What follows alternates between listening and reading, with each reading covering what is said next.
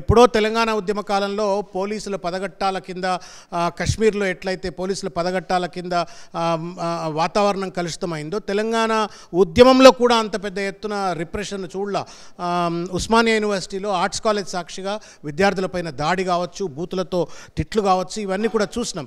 కాబట్టి ఇది తప్పనిసరిగా ప్రస్తుత ప్రభుత్వం యొక్క మనస్తత్వాన్ని, నిరుద్యోగుల పట్ల, సమస్య పట్ల వాళ్ళకు ఉన్నటువంటి ఒక చిన్న చూపు అనేటువంటిది స్పష్టంగా కనబడతా ఉంది. దీనికి రేవంత్ రెడ్డి గారు సమాధానం చెప్పాలని చెప్పి నేను కోరుకుంటా ఉన్నాను. ఇవాళ అసెంబ్లీ సమావేశాల్లో కూడా తప్పనిసరిగా బీఆర్ఎస్ పార్టీ లేవనెత్తది. What happen to the calendar? మీరు క్యాలెండర్ డిక్లేర్ చేస్తా అని చెప్పని మేనిఫెస్టోలో పెట్టినారు. All that you have to do is to put the dates పెట్టాలా, తర్వాత ఎన్ని ఖాళీలు ఉన్నాయో అని చెప్పని వాటిని మీరు ఫిక్స్ చేయవలసిన అవసరం ఉంది. అవి ఎందుకు మీరు ఇవాళ క్యాలెండర్ని అనౌన్స్ చేయలేకపోతా ఉన్నారు? ఎందుకు ఇవాళ అన్ఎంప్లాయ్మెంట్ అలవెన్స్ను పెద్ద ఎత్తున ప్రియాంక గాంధీ గారి యొక్క నేతృత్వంలో వారి నోట్లో నుండి వచ్చినటువంటి ఒక వాగ్దానం అది, దాన్ని ఎందుకు అమలు చేయలేకపోతా ఉన్నారు? ఇట్లా అసలు ఫస్ట్ ఆఫ్ ఆల్ ఒక వైట్ పేపర్ అనౌన్స్ చేయండి.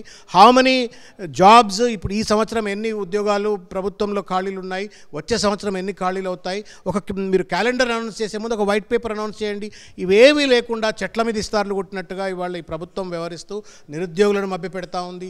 పెన్షన్లు పెంచలేదు, ఇప్పటికి కూడా పెన్షన్లు పెంచలేదు. 4,000 రూపాయలు పెన్షన్ ఇస్తా అన్నారు, ఆ పెన్షన్లు ఇచ్చిన దాఖలాలు లేవు. తర్వాత 6 గ్యారంటీస్ అని చెప్పని అన్నారు, దాంట్లో 13 గ్యారంటీస్ ఉన్నాయి, వాటిని కూడా పూర్తి స్థాయిలో అమలు చేయలేదు. 420 ఐటమ్స్ ఉన్నటువంటి ఒక పెద్ద మేనిఫెస్టో రిలీజ్ చేసినారు, దాన్ని పట్టించుకున్న దాఖలాలు లేవు. 7 నెలలు గడిచిపోయింది. ఇప్పుడు 7 నెలలు అంటే it's not a small time. ఇప్పుడు 8th మంత్లోకి ఎంటర్ అవుతాం, ఇంకొక వారం 10 రోజులు అయితే 8th మంత్లోకి ఎంటర్ అవుతాం. అంటే 8 నెలలు గడిచిపోయిన తర్వాత కూడా ఇంకా కూడా పూర్తి స్థాయిలో పరిపాలనపై పట్టు సాధించలేదు ఈ ప్రభుత్వం. తర్వాత కేంద్రాన్ని మెడలు వంచి కనీసం నిధులు తీసుకురావడంలో కూడా పూర్తిగా వైఫల్యం చెందింది. తర్వాత ఇచ్చినటువంటి ఒక వాగ్దానాలను కూడా పూర్తి స్థాయిలో అమలు చేసేటువంటి ఒక పరిస్థితితో లేదు. ఇది ముమ్మాటికి ఈ ప్రభుత్వం యొక్క వైఫల్యం, ముఖ్యమంత్రి గారి యొక్క వైఫల్యంగా భావించాలా. మేము ఒకటే కోరుకుంటా ఉన్నాం. కేసీఆర్ గారు ఎప్పుడు ఒకటే విషయం చెప్తా ఉన్నారు, మనం ఓడినా తెలంగాణ గెలవాలా అని చెప్పని కోరుకునేటువంటి ఒక తెలంగాణ ఉద్యమకారుడు కేసీఆర్ గారు. వాళ్ళ కోరుకునేది అదే.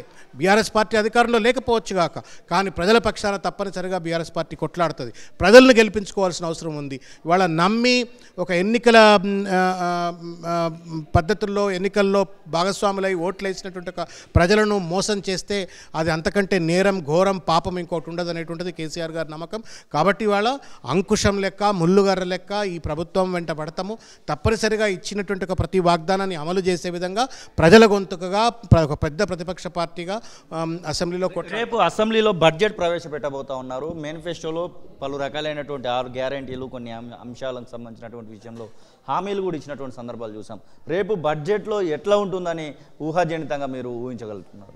ఇప్పుడు ఇప్పటిదాకా అయితే వాళ్ళు ఇచ్చినటువంటి ఒక వాగ్దానాలను పూర్తి స్థాయిలో అమలు చేయట్లేదు. మీరు ఇప్పుడు రైతు రుణమాఫీ కనుక తీసుకున్నట్టయితే అనేక కొర్రీలు పెట్టి, మోకాలు అడ్డాలు పెట్టి ఎట్ల దాటవేతకు పాల్పడాలా, ఎంతమందిని కత్తిరించాలనే ప్రయత్నం చేసిన తప్ప పెద్ద ఎత్తున ఒక పెద్ద మనసుతో, దొడ్డ మనసుతో అందరినీ కూడా రైతు రుణమాఫీ చేయాలనే ఆలోచనతో ఈ ప్రభుత్వం వ్యవహరించలేదు.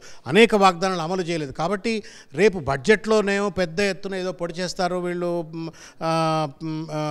తెలంగాణ అంతా అతలాకుతలం అయ్యేటువంటి ఒక అద్భుతమైన బడ్జెట్ పట్టుకొస్తారని చెప్పని నేను అనుకోవట్లేదు. కానీ తప్పనిసరిగా ఇవాళ బీసీల విషయంలో కావచ్చు, దళితుల విషయంలో కావచ్చు, ఇప్పుడు ఇంతవరకు దళిత బంధు గురించి మాట్లాడతలేరు, బీసీ బంధు అమలు చేస్తామన్నారు, దాని గురించి మాట్లాడలేదు. 25,000 కోట్ల రూపాయల బడ్జెట్ ఇస్తామని చెప్పని అన్నారు ప్రతి సంవత్సరం బీసీలకు. ఇటువంటి అంశాలు అటు బీసీలు కావచ్చు, ఎస్సీలు కావచ్చు, గిరిజనులు కావచ్చు, నిరుద్యోగులు కావచ్చు, తర్వాత ఇచ్చిన వాగ్దానాలు, అనేక వాగ్దానాలు. ఇవాళ కళ్యాణ లక్ష్మి అమల్లో రావట్లేదు, కేసీఆర్ కిట్ అమల్లో రావట్లేదు, కేసీఆర్ న్యూట్రిషన్ కిట్ అమల్లోకి రావట్లేదు, బాలింతలు నానా ఇబ్బందికి పడతా ఉన్నారు, పుట్టిన పిల్లలు ఇబ్బంది పడతా ఉన్నారు, పెళ్లి చేసుకుంటే కళ్యాణ లక్ష్మి అమల్లో రావట్లేదు. ఇటువంటి గత ప్రభుత్వం అద్భుతంగా అమలు చేసి ప్రజలను మెప్పించినటువంటి ఒక పథకాలు కూడా ఇవాళకి అమల్లో రావట్లేవు. వాటన్నిటిపైన ఒత్తిడి తీసుకొస్తాం.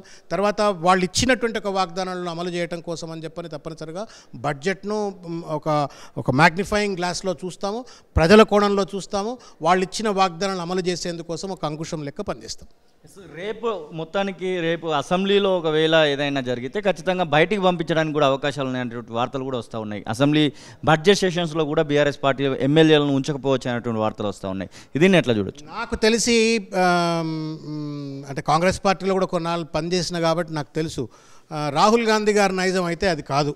I believe that he's a Democrat and he wanted to have some kind of a discussion, dialogue, and a conscious debate in the parliament కానీ అసెంబ్లీలో కానీ ఉండాలని కోరుకుంటారు. కానీ దానికి భిన్నంగా ఇవాళ తెలంగాణలో రేవంత్ రెడ్డి గారి యొక్క నేతృత్వంలో కనుక ప్రభుత్వం వ్యవహరించినట్టయితే అంతకంటే మూర్ఖత్వం, అంతకంటే దుర్మార్గం, దాష్టికం ఇంకోటి ఉండదు.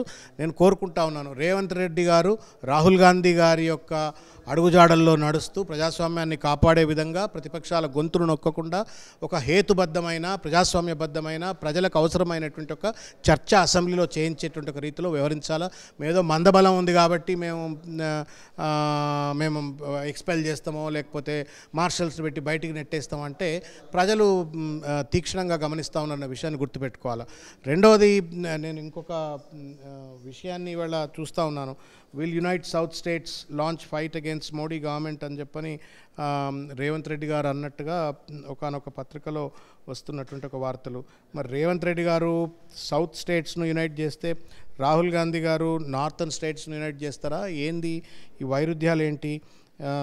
I suppose Indian National Congress, it is not a South Indian National Congress, it's an Indian National Congress. Indian National Congressకు ఈ సౌత్ ఇండియా వాదం ఎందుకు వస్తూ ఉంది?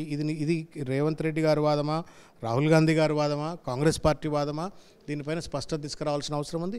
ఒకటి మాత్రం వాస్తవం, ఇవాళ దక్షిణ భారత దేశంలో ఉన్నటువంటి ఒక రాష్ట్రాలన్నీ కూడా పెద్ద ఎత్తున జాతి సంపదకు కాంట్రిబ్యూట్ చేస్తున్నటువంటి ఒక రాష్ట్రాలు, హై పర్ఫార్మింగ్ స్టేట్స్.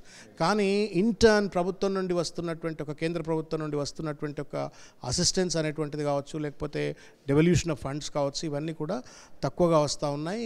సవత్తల్లి ప్రేమ చూపెడతా ఉన్నారు.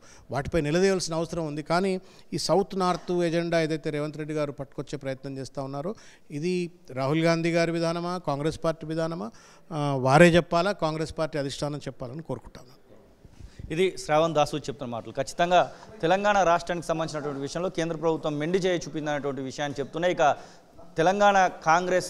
తెలంగాణలో కాంగ్రెస్ ప్రభుత్వం ప్రవేశపెట్టేటువంటి బడ్జెట్ ప్రజలకు ఉపయోగకరంగా ఉండేటువంటి ఆశాభావాన్ని అయితే వారు వ్యక్తం చేస్తున్న పరిస్థితి. కెమెరా పర్సన్ సతీష్తో శ్రీనివాస్, తొలి వెలుగు, హైదరాబాద్. అసలైన తొలి వెలుగు. ఫాలో వాట్సాప్ @తొలి వెలుగు official.